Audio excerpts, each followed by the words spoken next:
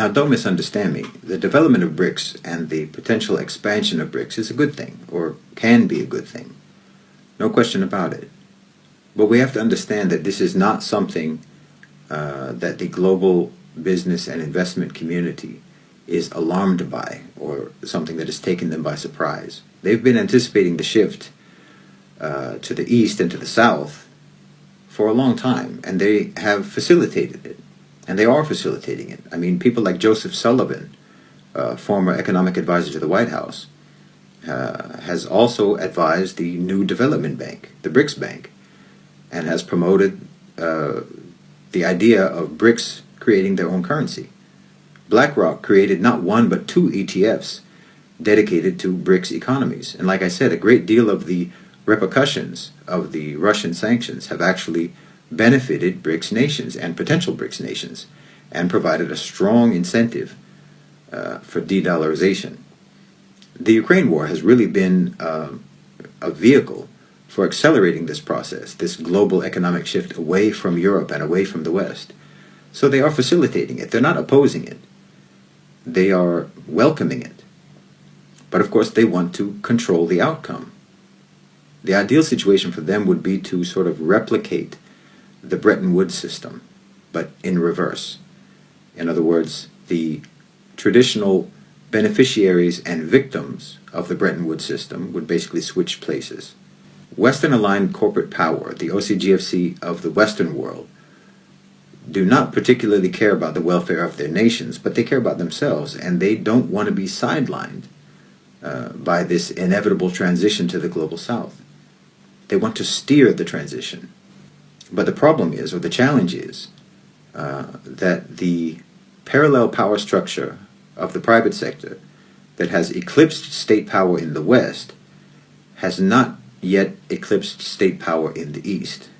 The power of the private sector in many of the countries of the global South is still subordinate to governmental control.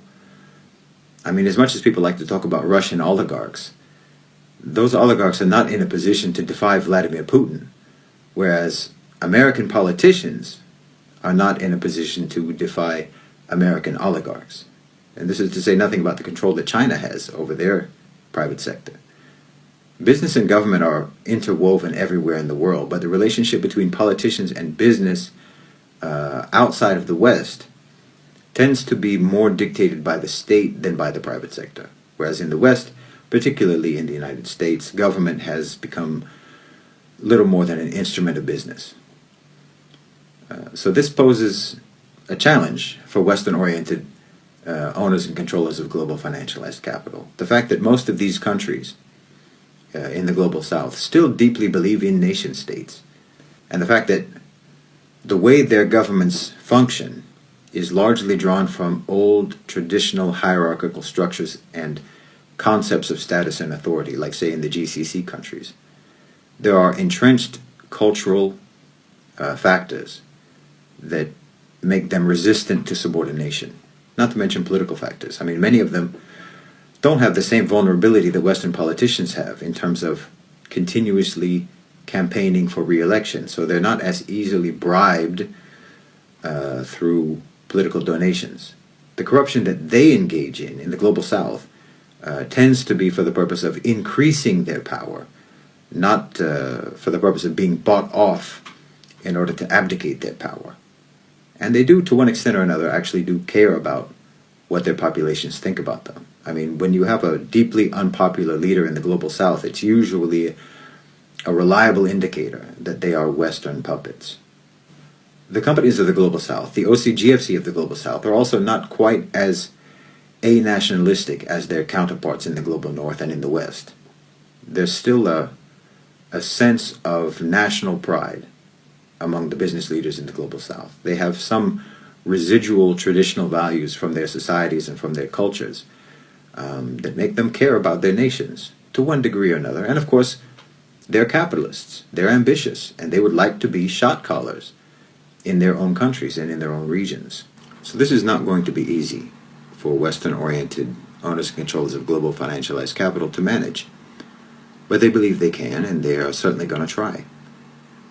But this is why I think it's important for us to understand that BRICS does not constitute an uprising against the West. If you don't know what kind of a fight you're in, then you won't know how to fight to win. And it is a fight for sure, but it's not that kind of fight.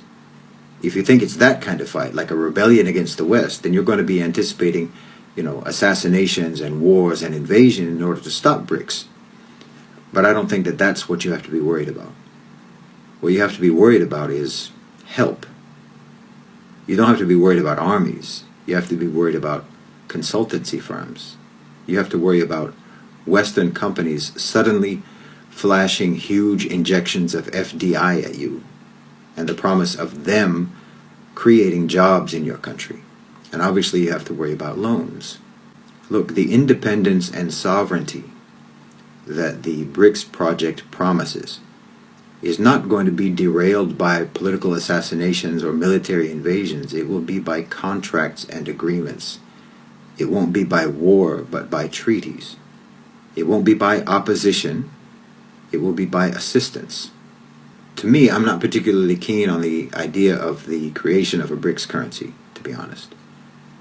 I don't see why countries can't just trade in their own national currencies. Or for that matter, if you want to think about creating alternative currencies specifically for cross-border trade, why not think about regional currencies, like a currency for ASEAN, or for the OAU, or for the OAS?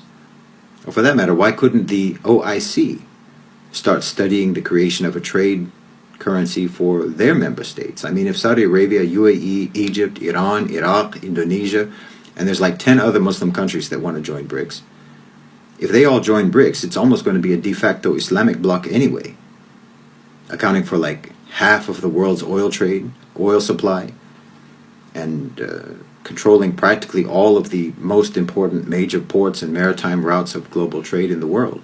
It would make sense at that point to initiate greater integration between members of BRICS, coordinated monetary policies, and potentially then their own trade currency. Now, personally, I don't like the talk about creating a gold-backed currency at this time. I'm afraid that the lead-up to launching something like that would just see absolutely devastating conflict all across Africa. It sounds great in the abstract, but if everyone knew that there was going to be a gold-backed trade currency, I think that violence and destruction would descend on Africa from all sides in a desperate bid to pillage their gold. It wouldn't be a gold rush, it would be a gold genocide. So for now, I completely support de-dollarization, but I would like to see every country trading in their own currency for the time being, and to focus on developing regional cohesion and monetary coordination with other global South trading partners. Look, you're in a position now to set terms. Goldman Sachs didn't come up with the idea for BRICS for no reason. It was because of necessity. The West is declining. The Ukraine war is accelerating that decline. Pivoting to the South and to the East is the only thing they can do.